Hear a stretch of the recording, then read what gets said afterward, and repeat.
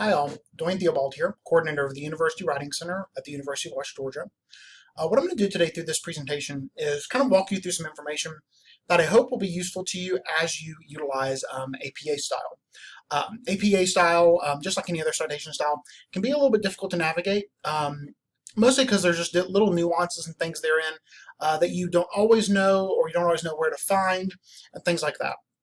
So what I want to say first and foremost when it comes to anything I'm going to talk about during this presentation is that you do not have to memorize any of this. Please don't. The great thing about any citation style is that there are a ton of resources available to you that you can utilize. All you really have to do is just, again, make use of them, know where to find things, and utilize them as you write, whether you're drafting, you're proofing, editing, revising, whatever it might be. So to get started, I do want to talk just for a second about what it's like to write. My presentation today is going to specifically talk about APA style, but I know that citation styles can cause frustration, but I also know that writing in general can cause frustrations, and these images on the screen I think kind of encapsulate it pretty well. We all struggle with different things when it comes to writing, whether it is APA, grammar, argumentation, whatever it might be. There are things that are often a little bit tricky, a little bit harder to deal with. What I would recommend, though, is that while it is true that everyone tends to struggle with something when it comes to writing, my recommendation would be don't let that frustration overwhelm you and overcome you to the point that you can't accomplish and get finished what you're trying to accomplish and complete for an assignment. Recognize that there are resources, there are tips, there are tricks, there are things that exist within the world of writing that can make it a little bit easier for you. And my goal today through this presentation is to give you things that will make dealing with APA a little bit easier so that you're not putting your head down on your keyboard or screaming at your laptop. I can say personally that I have screamed at my laptop a few times. Really never been in the laptop's fault, but sometimes we get a little frustrated and just need to vent a little bit. So I hope to give you some information today on APA in particular that will be helpful to you. So what I'm really going to tackle in this presentation today are four big things when it comes to APA style. I am going to talk a little bit about the overall formatting of the document itself. Some things to keep in mind when you're going to write an in-text citation, things to keep in mind when you're considering your references page, and give you some examples of what different kinds of text can look like for those entries, and of course talk about the resources where you can find particular aspects that deal with the style. And of course, with any presentation I do want to make a quick plug for the Writing Center so that you all know how to utilize our services this semester, and you'll know really why you want to utilize our services. So the overall document format and appearance, what an APA paper should actually look like. APA versus MLA versus Chicago versus just about any citation style, they all have different looks to them. I and probably some of your professors could probably look at a paper and tell if it's APA, tell if it's MLA, tell if it's Chicago or whatever. There are just certain things that tend to stand out. So when you're thinking about your APA paper, a couple things to keep in mind off the top. One, make sure that you include 1-inch margins on all sides of the paper. That, for most Microsoft Word applications, that should be your default, unless you've changed your default. What I would recommend is check this on the front end, just to make sure that it is going to be 1 inch all the way around. That way you don't have to really think about this on the back end. Also consider making sure that you have a font that is going to be highly readable. It's going to be easy on the eyes. Times New Roman 12 point, that is my recommendation, and it's my recommendation not just because MLA style says that that's what's required for them. It's just a really easy font, and it makes it really easy for your reader to read what you've written, but also makes it easy for you to read what you've written. If you get a font that's too cutesy or cursive-like, or just becomes distracting, that can be really problematic, as can the actual size of the font too. You want to make sure that the font is large enough that your reader can digest it and you can digest it, especially when you're going back and proofing, editing, revising, and things like that. Also, make sure that you double space throughout the document, the exception being block quotes. The double spacing is really important. It makes it easy on the reader's eyes to see what you've written instead of having text jammed together all at once. Now, block quotes. One thing I do want to say about block quotes. block quotes can be really useful, and I'm going to talk about them a little bit later in the presentation. But one of the things that often happens with block quotes is a lot of times writers will find a particular piece of text they want to quote word for word, they want to put it into their paper, and it constitutes a block quote. So you set it up appropriately and you include it.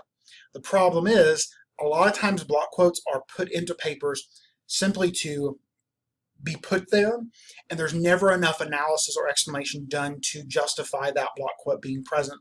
Make sure that if you put a block quote in, that you are spending adequate time to really vet that particular quote and why it's useful and why it's important to your argument, to your discussion, whatever it is that you might be doing throughout the course of your assignment.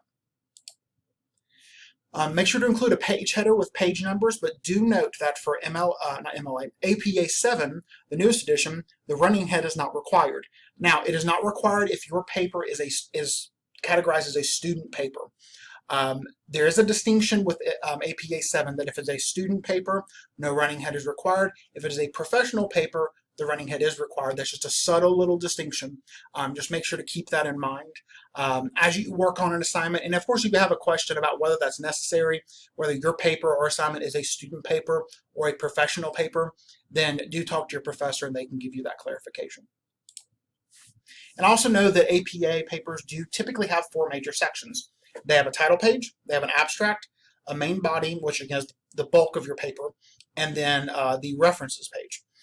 Now, one thing to note, there are some faculty that I've encountered over the years that I've worked here that for certain assignments will tell students, I don't need an abstract, or I don't need a title page, or I want a title page, but I want it modified slightly. What I'm going to talk about, what I've been talking about here, and I'm going to talk about moving forward, is APA by the book. APA as it is stated in the manual, and of course supported by Albert Purdue. If your professor tells you to deviate from it slightly, go with what they tell you to do because they are your professor and they are assessing your work. And they may have a reason for why they want you to omit something or modify it. But do keep in mind the major sections are going to be what's on the screen right now. And to look at a sample APA paper, you could go to Albert Purdue. Now, Albert Purdue is a really, really useful resource. I recommend it. I'm going to pull up other things from it moving forward in this presentation, but I really do like to make a plug for it. It's basically a free writing handbook. Anything you have questions about when it comes to style, argumentation, grammar issues, you can find a lot of it through Albert Purdue. So if you scroll down their page, you'll see most popular resources here in the middle, and APA is the second one. Now, one thing I do want to make note of when you're going to APA style, because APA 7th edition was released in October 2019, there are some students, and some of you listening to this may fall into this category, that are using APA the 6th edition because that's what you started your program with. If that's the case, always know that you can click here and it will take you to the 6th edition. Otherwise, everything you're going to find moving forward will be for the 7th edition. So if you're looking for information about APA style, go over here to the left. You'll see a link that says APA Formatting and Style Guide. Click on that. You're going to get a bunch of options. Let me close this out. You're going to get a bunch of options here. Again, information for in-text citations, which we'll talk more about. References, which we'll talk more about moving forward in the presentation. But also you'll see toward the bottom is a sample paper. And one thing you'll note is, again, there's a distinction between a student paper in APA 7 and a professional paper. The student paper, as you'll see, and again, it's a little small, I don't know why. Hold on. You'll notice that there is no running head there. You just have the page number. And you can scroll down and you can actually see kind of different things that are categorized and marked here. But the professional paper, you'll notice here, there's a running head, and there is the page number. And again, you'll notice too that here you have the different boxes that kind of explain different things, why you would include them, so on and so forth. So one of the things that I often recommend to writers is when you're thinking about how your paper should actually look in a certain style, put your paper as you've drafted it in one window and pull up maybe Albert Purdue in another window and have their sample paper lined up against yours and visually just kind of look at what they have versus what you have, and you'll be able to see with your eyes what might need to be modified to make it a little bit clearer. One other thing I want to discuss when it comes to overall format and appearance are headings. Headings are really useful in APA because it allows you to really seamlessly break up the information that you have throughout the course of your assignment. I actually joke with a lot of people that in MLA I wish that we had headings and used them because it would make transitioning a lot easier. But MLA does not have it. So APA, it's a really nice thing that you have them. They do help guide your reader throughout the document. They're organized by levels of subordination. So if you have one particular topic you want to cover throughout the bulk of your paper or your assignment, but you want to break that idea or that concept up into subsections, that's where headings are really, really useful. Regardless of the number of the levels, though, you always use the headings in order, and you do begin with level 1. That is really, really key. And I do want to take you to another page on Outlook Purdue that kind of talks a little bit about headings, and it'll show you an example. Now again, do note that if you were to look through the formatting and style guide, you could get to this page the same way when I showed you previously. But one of the things to notice about APA headings is that there are 5 different levels, and all of the levels look a little bit different. Again, level 1, for example, is centered, bold-faced, and has a title case heading. Level 2 is flush left, bold-face, title case heading. 3 is flush left, bold-face, italics, title case heading. And then again, it deviates a little bit moving forward.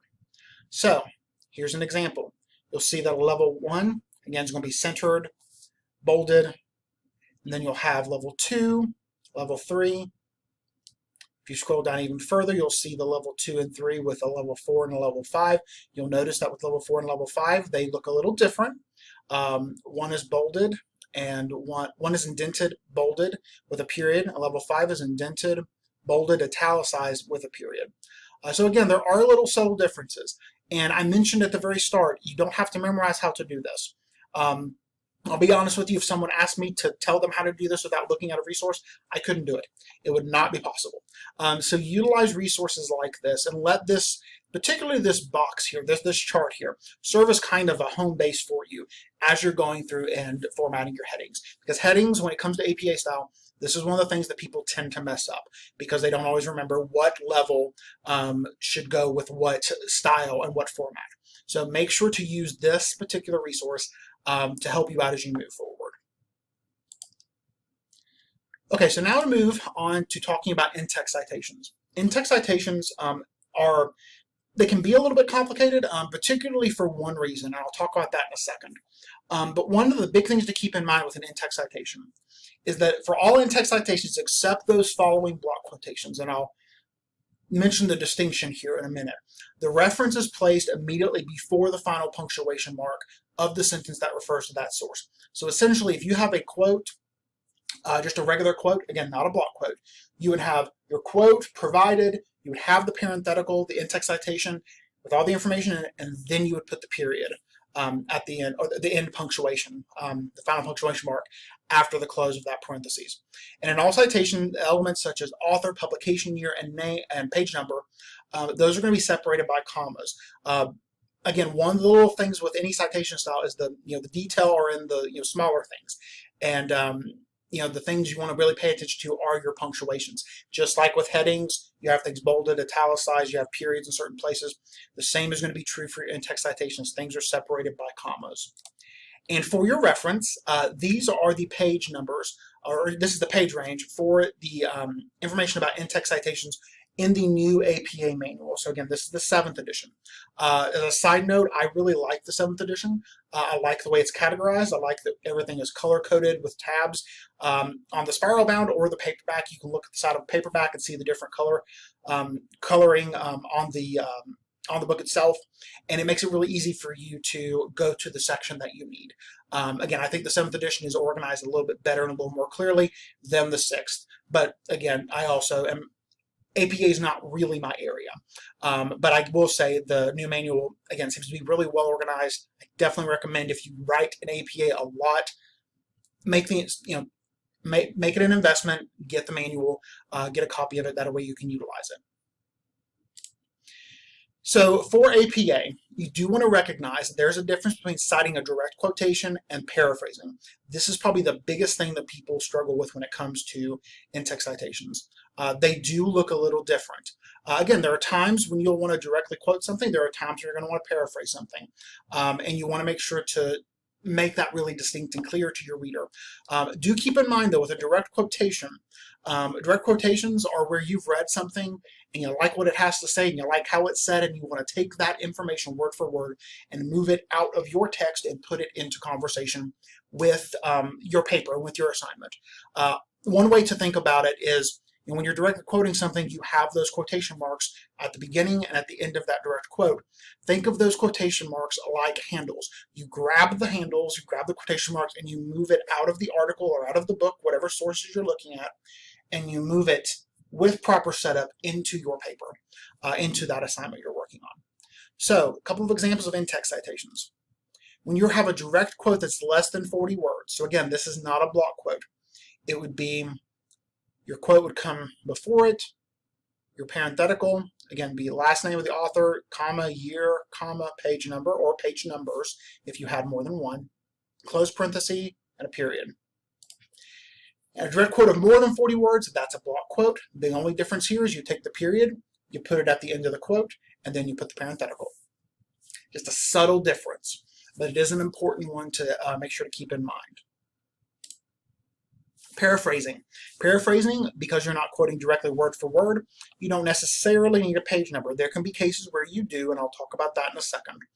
But when you're paraphrasing with one author, you have the author's last name, comma, the year, close parenthesis, period. Two authors, very similar, put both authors listed with the year. Do note that the first author you put will be the lead author on the book or on the article. So whichever name comes first, that's the first last name you pull, and then you pull the second one. And if you have multiple authors, your first citation, the example I give here, if it's Bowen, Simpson, and Stewart, that's the particular source you're working with. It's by those three authors or three critics.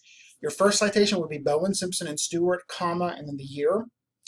And then the subsequent ones after that would be Bowen et al. That phrase et al. Just lets your reader know, I'm still working with Bowen, Simpson, and Stewart, but for you as the writer, it saves you time and energy from writing Bowen, Simpson, and Stewart, Bowen, Simpson, and Stewart, Bowen, Simpson, and Stewart in perpetuity moving forward. Again, it'll just make your life a little bit easier. And again, when you're working on an assignment, you all know this as well as I do, especially if it's long. Anything you can do to save time and energy, you definitely want to take advantage of. So do make note of that. Now, to kind of talk a little more about paraphrasing, the quote I have here, a paraphrase occurs when you've read a source and you plan to use the source in your own work, but you want to restate the ideas you've digested in your own words. Or as I like to phrase it, I've read something, I like the information there, I don't like the way it's said. How could I say this in Dwayne speak? That it will make sense and I can best digest it to make it available to my reader. Paraphrasing can be great. Again, it allows for summarizing and synthesizing information, which again, you want to do in most academic work. It can be done, it can be cited in the text in a few ways. Again, the first one here is one that's more common, very similar to the one I just showed you, Black et al., comma, and the year. Although there might be certain instances where you do want to provide a page number to let your reader know where that information came from. It would be Webster Stratton, parenthesis 2016, described, ... give the paraphrase, and then have the parenthetical with the page numbers at the end. Or if you have a longer paraphrase, you could say Velez et al. 2018 found that, and then move forward. And again, for longer paraphrases, that can work really well. And of course, for more information about paraphrasing, the APA Style website can be really useful. Particularly, again, going to their style page and looking at paraphrasing. Again, a lot of what I pulled from comes direct for the PowerPoint comes directly from here.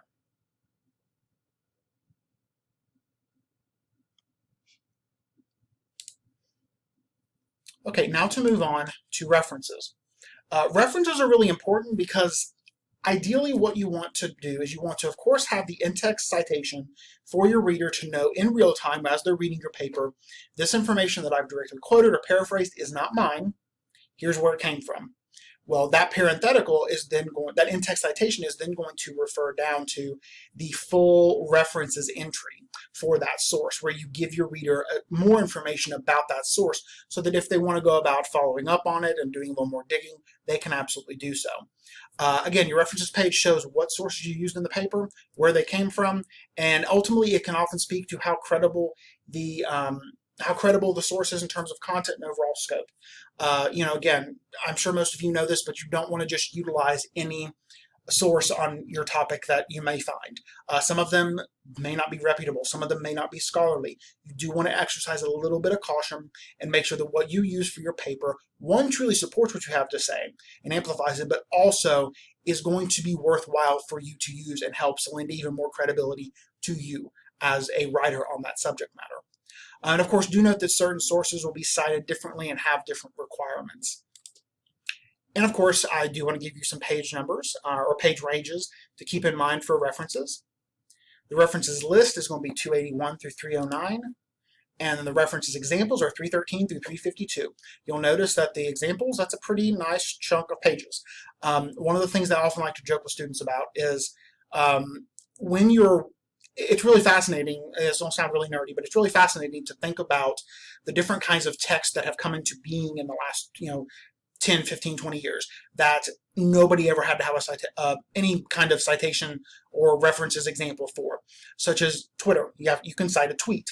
You can cite a YouTube video. You can cite all these different things, and as those things evolve and come into creation and become things that you could cite, you then have different associations like APA and MLA and others that will create and come up with how something should be cited.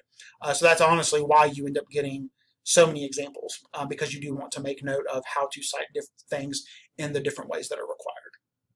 And again, note that the page numbers here, this is in reference to the 7th edition.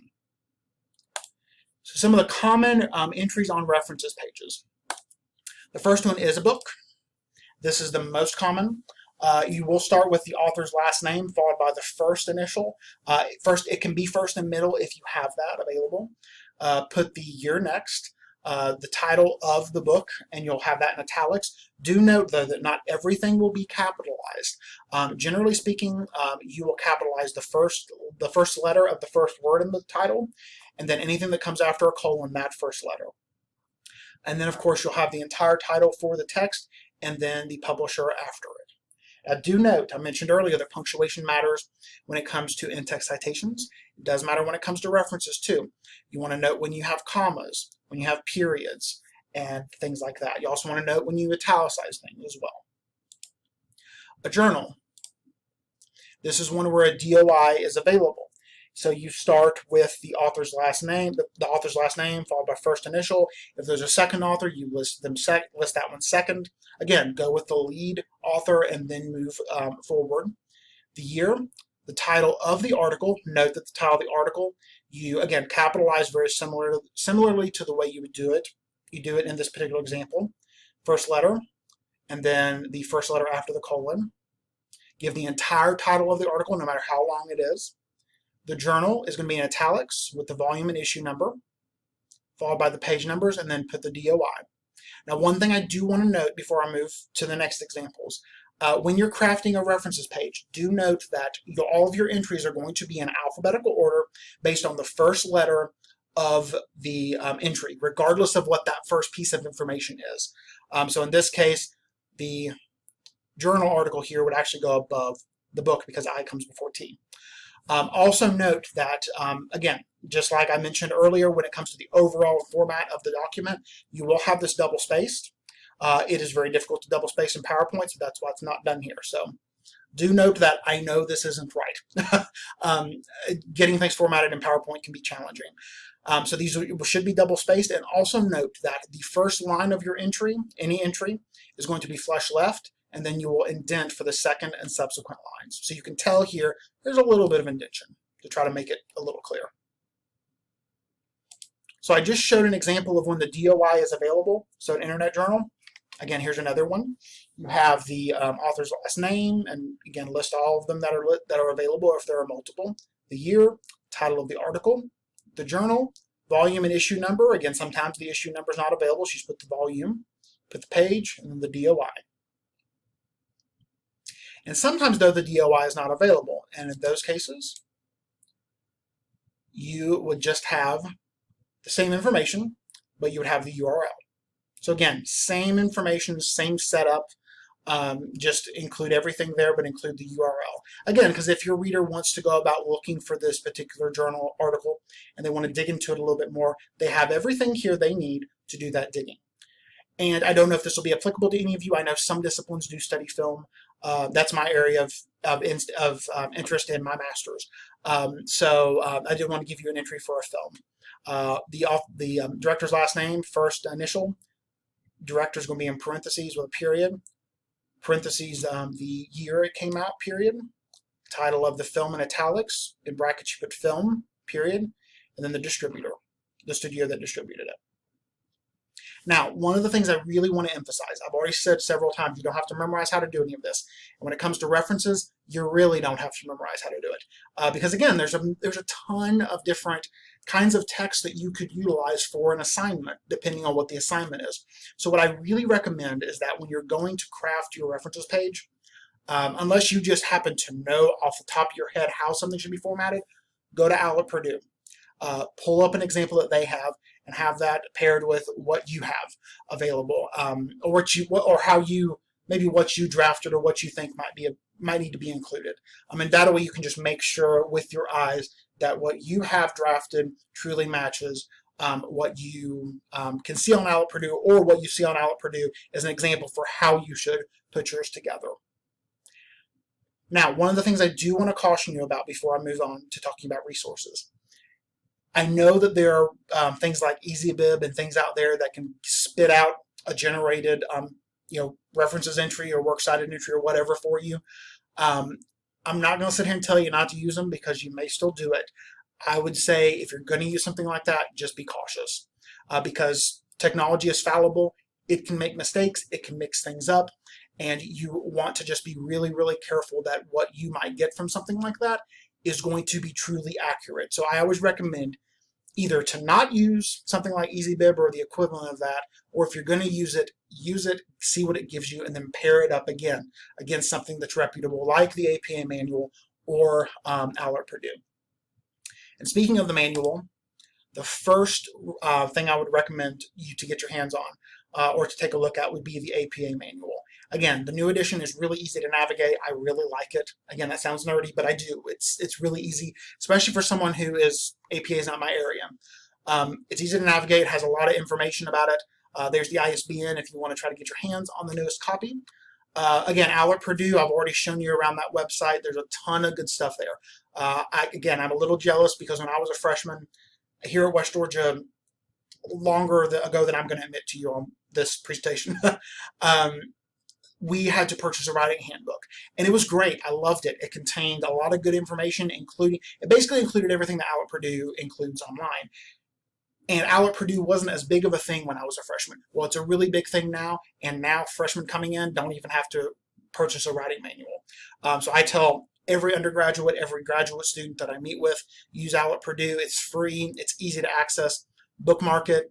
Use it often anytime you're writing for anything. Then also the University Writing Center's website. We have a lot of really good resources on our website. This particular page is dedicated to all things APA. We do talk a little bit about the differences between MLA and APA because, again, pretty much everyone learns MLA at some point, and then, of course, you transition oftentimes into using APA. We do still have information on our website that deals with the 6th edition. We will keep it up there probably for a little while because, again, we do recognize that some of you may be watching this are still using the 6th because that's what you started out your program in. So we do have resources to help you with that. And then for the 7th, we have examples as well. Of note, if you wanted help constructing your citations or doing things for your references page, let's say you want to do something for a book. This example may look familiar because I pulled it for the PowerPoint. You'll see that's exactly what it would look like for the references page, and then there's what the parenthetical would look like. You can scroll down and there's even more examples. So again, go to our website, a lot of good information on APA that'll be available to you that can help you out anytime you're working on any kind of assignment that requires it. And then to wrap up, I do want to plug the University Writing Center because our services are here to help all of you, especially right now during this very challenging time that we all find ourselves in. We are physically located in TLC 1201. You'll see here in the picture. This is over our front door. I included because there is a huge mural that covers our entire entryway. So if you're looking for us and you're on campus, if you're in TLC, you roam around the first floor long enough, even if you don't remember 1201, I promise you, you will run into this office. You will see the mural, and that's where we're located. Do know that you can utilize our services for any writing assignment in any class, and I really do mean this. A lot of people think that we are only here to help out undergraduates or people in their freshman classes, and that's not true. We are here to help out anyone with any kind of writing assignment. Again, it can be at any point during your writing process. It doesn't have to be, your assignment doesn't have to be completely finished when you come to utilize our services. We can help you out if you're in the middle of a draft. We can even help you brainstorm. Sometimes it's good to just schedule a session, sit and talk with somebody, and bounce ideas off of someone when it comes to what you're working on. All that we ask is that whatever questions or concerns you have about your assignment, just let us know what those are, or give us a rough idea. Again, it can be brainstorming related, argument related, grammar related, style citations related. Again, anything like that, we'll be more than happy to help you out with. Do come before it's urgent though, meaning try not to come the day something's due or, an hour before it's due. I don't imagine any of you watching this would, but we do have it happen. Our goal is that whenever you utilize our services, we give you feedback to make that assignment better. But of course, our hope even beyond that is that you come, you get the feedback from us, and then you have time to move forward and do something with that feedback and make those revisions and make those changes to make that assignment the strongest it can be. So I really do recommend that at the very least, give yourself a buffer day between utilizing our services and then going to turn that assignment in. That way you have a little bit of time to play with. You can really look at what we've offered to you, make those changes, and make that assignment stronger. We do a lot of things to help writers out. The only thing we do not do is we do not copy edit or we don't proofread. Now, if you do struggle with a certain grammar issue, maybe commas is your thing, maybe you have run-on sentences, or that, again, it's kind of grammar related, you're super, super wordy. I'm ridiculously wordy when I write. I've always known this about myself. You can let us know what that issue is, and as we're reading throughout your assignment and giving you feedback, we can keep that in mind, and as we notice it, we'll point it out, talk with you about how to fix it, and in some cases, we'll even give you resources, things like I've mentioned today during this talk, that can help you moving forward. Now, because we find ourselves in COVID times, that's the nicest way I can think to phrase it, we are doing our very best in the center to make sure we are available to all of you, regardless of whether you're an undergraduate or graduate, whether you are online, face-to-face, or hybrid. We are here for you. And as the semester's wrapping up, again, I know that everything is going to be due here in the next few weeks. So we are available in 3 ways. We are available in limited face-to-face sessions. You can stop by our office, call, or email to get those scheduled. We only have 3 sessions available in the center at a time. They are socially distanced. We wear masks, as do you, and there is plexiglass in the middle. And the center is cleaned every day, and I can say that because I'm the one that cleans it. It's up to my standards, which are high. So do know that face-to-face is an option if that works for you. Also, we have asynchronous paper review. Everyone on campus, every student, is enrolled in our CourseNet course. It is the University Writing Center online consultations. If you click into our course, you can actually go into the assignments tab and click in, and you'll see an available Dropbox. You can submit your assignment, 7 pages max. We'll also ask for some information from you before you submit it in the Dropbox. You can submit it to us, and we will get you your assignment back within 48 hours or less with feedback that you can apply as you move forward. Right now, we are hitting the 48-hour mark because everyone's got stuff to do right now. So do keep that in mind. And also keep in mind, if you submit it, whatever date is listed on the Dropbox, that is going to be the first day that it will be reviewed. So if you were to submit something over the weekend, the available Dropbox would be Monday, whatever the next Monday would be. And we would begin reviewing it that Monday afternoon, and it would be 48 hours starting from that Monday. I hope that makes sense. Also, our synchronous video sessions. You can schedule a time, just email us, you'll see the email on the screen, where you can sit down virtually over webcam with one of our consultants. We use Collaborate Ultra. You have the permission, as does the consultant, to share your screens, talk through your draft, talk through whatever you're working on, and we will be more than happy to help you. And the hours and availability for all of these services are on our website on the homepage. This gray box here has everything you'll need. Again, face-to-face, asynchronous, and synchronous. And one thing I want to point out about synchronous is we have times available pretty much every day with the exception of Saturday. I in particular want to point out we have Sunday availability. Sunday 12 to 5. If you email us, we can get it set up and you can meet with our consultant who's available on Sundays. Again, Sundays could be a good time because things are often due at the very beginning of certain work weeks. So do note that the Sunday 12 to 5 hours are available to you. And to wrap up, again, here's all of our contact information on the screen, including the website that I just took you to. We are on social media, Facebook, Instagram, Twitter. Follow us at any and all of those. The graphic here is our ad for campus. Again, this is the graphic that we're using for the semester. Has all of our contact information, so if you happen to see it, again, it's a good reminder. And at the very bottom left corner is all of my contact information. That is my office number and my email address. If you all ever have any questions about anything to do with APA, anything writing related, the Writing Center, whatever it is, I am always available and happy to answer your questions. I will say the easiest way to reach me is probably email because I'm not always physically in my office, but I have my phone on me at all times.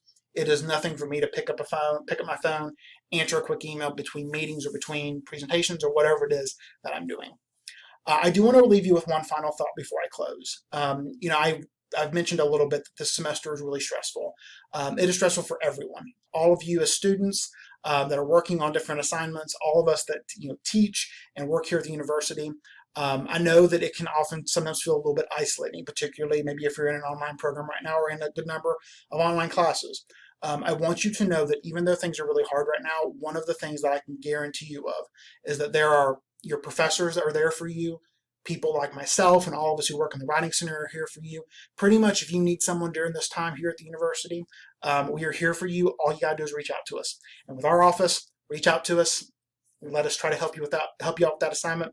I can pretty much tell you, you're not gonna be disappointed. We have students, our satisfaction rate in the center is very high. We rarely have students come utilize our services and leave unsatisfied. So do take advantage of our services. Let us help you finish the semester strong. And again, if you ever have any questions, please reach out to me by phone or email. I'll do what I can to help you. Thanks so much. Best of luck as you wrap up the semester.